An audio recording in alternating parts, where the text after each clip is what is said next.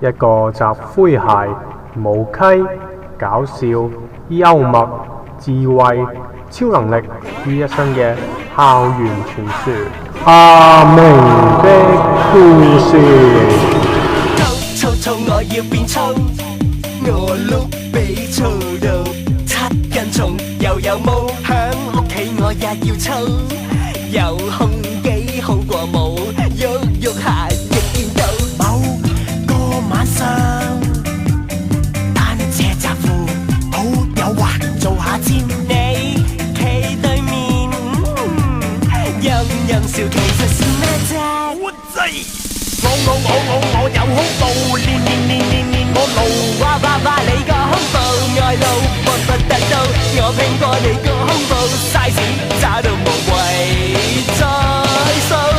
細佬噏啲咩啊響度，你咪嘈，企響度，哥仔咪咁暴躁，你看我呢度，一米7寸長大隻佬，好嘢我度到。光陰似箭，日月如梭。話咁快，阿明佢哋已經經過咗會考，準備喺呢個幻彩暑假投奔初夏，幻彩沙灘仿似我的家啦。只不過玩都需要金錢嘅支持，所以阿明決定揾翻份工。喂，阿明，得你一個嘅條粉腸呢？佢話唔嚟喎。喂，而家好悶啊，冇嘢撈，有冇咩介紹下？都估到你噶啦。嗱，咁啱我嗰度就請人，公司又近你屋企喎，你撈唔撈啊？咁好，做啲咩噶 ？M 記，你都黐線嘅，我呢啲飽讀聖賢書啊，豈能做 M 記呢？天道會懲罰你噶喎。咁巴閉，咁我愛莫能助啦。好彩呢，我一早問咗一輝，佢就話呢有份工介紹俾我哋做，仲話係靚女煙我哋添喎，你去唔去啊？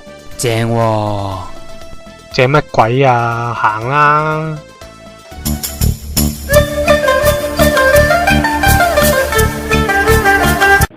你哋好，我叫何紀秋，一陣會同你哋同埋一位女士做 interview， 你哋坐喺度先啦，轉頭會叫你哋入 room 噶啦。哇！一輝擺明玩嘢啦，又話靚女，點知嚟咗個何其醜，瀨嘢咯。係呢，都估到呢條友仔唔會咁順攤噶啦。劉小明、陳力、李莉莉可以入嚟啦。咦？李妮妮咪 Miss Lee？ 邊有咁巧啊？好耐冇見啦喎，兩位同學，真係山水有相逢，唔會忘記嗰日俾你累嘅事㗎。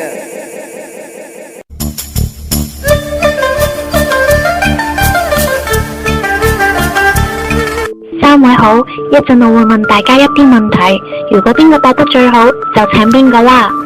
明白。咩係銀行同業拆息？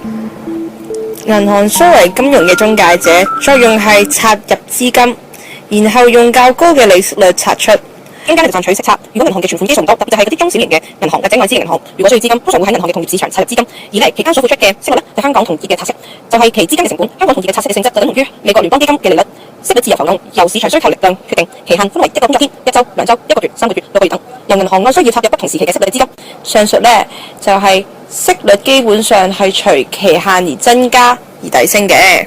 你都幾清楚喎。好啦，我有決定啦，就請劉小明啦。點解啊？佢咩都冇答。因為佢有人介紹咯，你冇喎。連個天都要玩我。呢個時候 ，Miss Lee 攞住一把長9尺嘅西瓜刀，仲含住何小姐條頸添。你揸實邊把刀啊？點揸啊？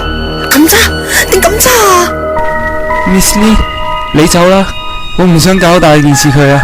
你收聲啊 Miss Lee， 我知你好慘，不過唔使用劍嘅，用黑旋風啦。好好笑咩？咁中意講笑話，而家就要你講個笑話啊！唔好笑嘅話，佢就係咁大。唔該，好笑啲啊！我條命喺呢度噶啦。好啦，我講個笑話啦。呢個故事呢，發生喺一個叫阿文嘅人身上嘅。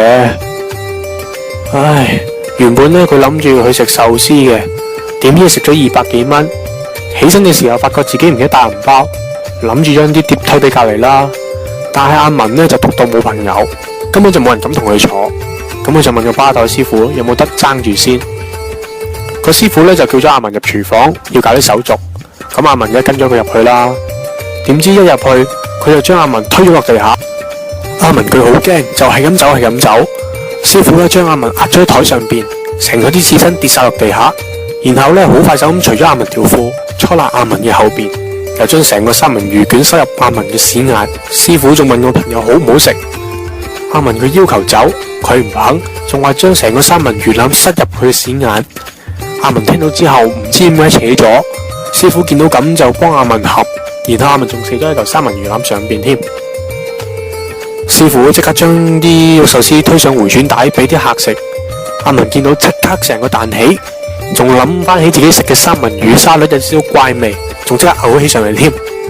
阿文佢好嬲，一個88式打落佢嘅重要部位，然後屈 B 掣屈 A 掣重拳打到佢升起，再出武式埋尾，佢直飛30尺穿過人牆，龍門飛身撲過救唔到，哨子聲一響，場外啲人全部靜晒。跟住阿文就等派彩啦，第二場 Mark 好運多多派5蚊，阿文攞咗5蚊之後就埋單走人啦。呢個故事就係咁啦。所以話呢，我哋以後食嘢呢，記住要帶銀包啊，好唔好笑啊？又幾好笑喎！係咩？我唔覺喎。唔好啊！就喺千鈞一髮嘅時候，阿明又用佢嘅超能力啦。停！哇，好彩我夠快啫，等我攞走把刀先。咦，有條繩喎，再紮住佢先。Oh my goodness！感謝主啊！點解會咁㗎？我一定要報仇！等我去打999先。點解要逼我出手？我只不過想做一個平凡人啫，唔通地球嘅安全真係靠晒我？冇錯，我係一個超人，阿明超人。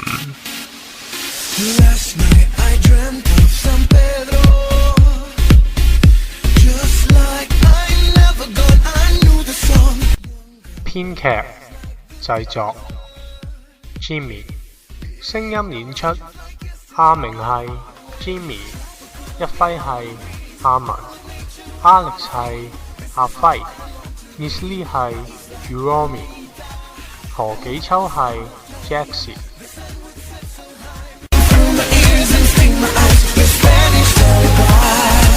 阿明的故事第4集最終回完，多謝大家收聽。